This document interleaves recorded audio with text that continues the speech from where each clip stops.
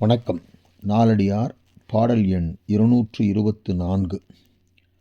மடிதிரை தந்திட்ட வான்கதிர் முத்தங் கடுவிசை நாவாய் கரை அலைக்குஞ் சேர்ப்ப விடுதற்கு அறியார் இயல்பிலரேல் நெஞ்சஞ் சுடுவதற்கு மூட்டிய தீ. இதுதான் பாடல்.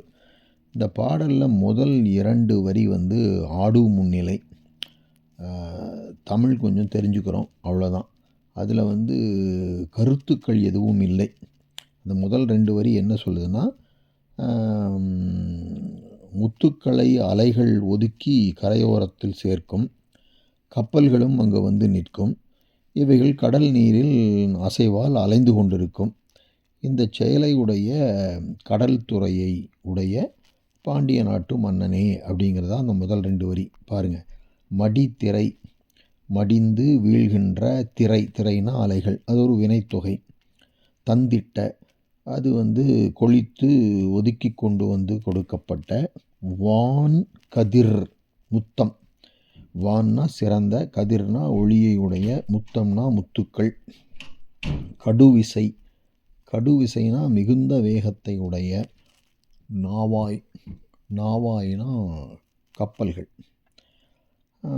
கரை அலைக்கும், கரையிலே அலைந்து கொண்டிருக்கின்ற.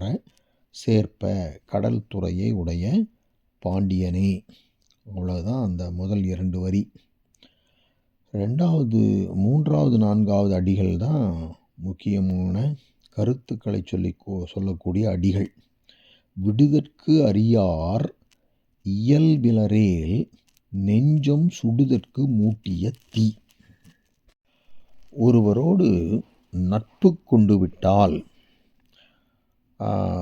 அந்த நட்பிலிருந்து விலகி கொள்ளுவது அவ்வளவு எளிதானது அல்ல. விலகி கொள்ளவும் கூடாது அப்படின்னு அந்த காலத்தில் ஒரு நெறிமுறை இருந்திருக்குது. அதாவது நண்பர்களில் 2 பேரில் ஒருவர் தீக்குணம் உடையவராயிருப்பின் பொறுத்திருந்தாலும் துன்பம் உண்டாகும். ஆனால் அவங்க எப்போ பார்த்தாலும் துன்பம் செய்து கொண்டே இருந்தால் அதுவும் அவர்களுக்கு துன்பத்தை தருது.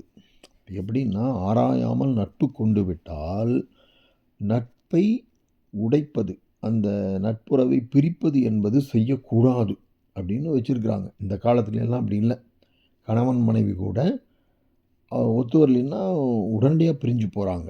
ஆனால் அப்படி ஒரு ஒப்பந்தம், நட்போ அல்லது திருமண உறவோ நடந்துருச்சுன்னா பிரிந்து போகக்கூடாது அப்படின்னு ஒரு மரபு இருந்திருக்கு.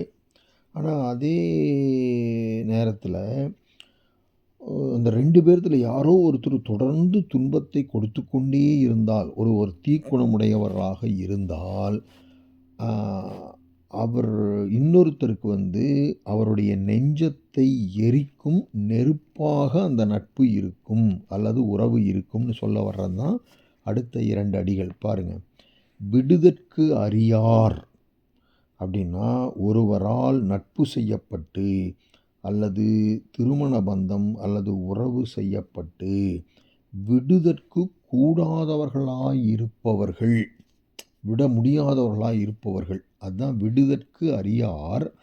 இயல்பு இலரேல், இயல்பு இலரேல்னா நற்குணம் இல்லாதவர்களாக இருப்பார்களாயின் அவர்களோடு நட்பு செய்தவர்களுடைய நெஞ்சம் சுடுதற்கு மூட்டிய தீ. அவர்களுடைய நெஞ்சத்தை, மனத்தை சுட்டெரிப்பதற்கு மூட்டப்பட்ட நெருப்பாக அவர்கள் இருப்பார்கள். அந்த தொடர்ந்து துன்பத்தை செய்து கொண்டிருக்கிறவர்கள். அப்படி இருந்தால் என்ன பண்ணுறது? அதனால தான் ஆய்ந்து ஆய்ந்து நட்பு கொள்ள வேண்டும். நட்பு கொண்ட பிறகு பின்னாடி பிரிவதும் கடினம், அதே நேரத்தில் அவர்களை பொறுத்து கொள்வதும் கடினம் என்பது தான் இந்த பாடல் கருத்து. இதை ஒட்டி நமக்கு வர்ற நினைவுக்கு வர்ற இன்னொரு பாடல் எண்ணி துணிக கருமம் துணிந்தபின் எண்ணுவோம் என்பது இழுக்கு. இந்த காலத்தில் திருமண உறவுகள்லாம் அப்படி தான் நடக்குது.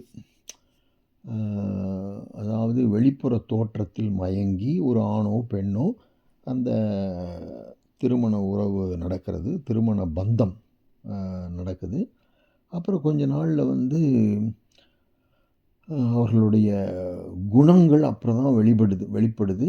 அந்த குணங்கள் வந்து பிடிக்கவில்லை என்றால், உடனடியாக மன முறிவோ அல்லது நட்பில் முறிவோ ஏற்படுகிறது. ஆனா அந்த காலத்தில வந்து அப்படி ஒரு நட்போ அல்லது திருமண உறவோ ஏற்பட்டு விட்டால், பிரியக்கூடாதுன்னு ஒரு மரபு வச்சிருந்திருக்காங்க.